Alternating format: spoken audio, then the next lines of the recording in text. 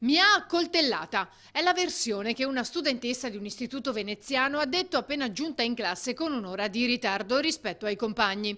Sulla vicenda stanno indagando i carabinieri, soprattutto per verificare l'attendibilità della versione fornita dalla ragazzina, che una volta arrivata a scuola è apparsa particolarmente sconvolta e con tumefazioni al volto e al fianco, oltre che un taglio alla mano.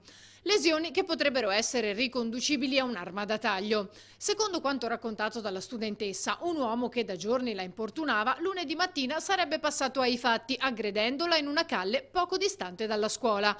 A quel punto, sempre secondo la sua versione, lei sarebbe scappata di corsa, entrando a scuola visibilmente scossa. La dirigente scolastica ha chiesto subito l'intervento dei sanitari del 118, giunti poco dopo insieme ai carabinieri e ai genitori.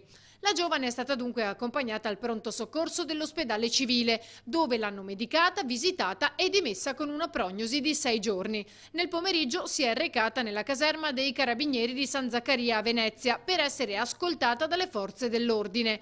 Alcuni elementi infatti non tornerebbero. La presunta vittima avrebbe prima indicato un punto dove si sarebbe verificata l'aggressione, poi un altro. I militari dunque stanno verificando ogni singolo passaggio per capire se effettivamente l'accoltellamento in calle ci sia stato oppure no.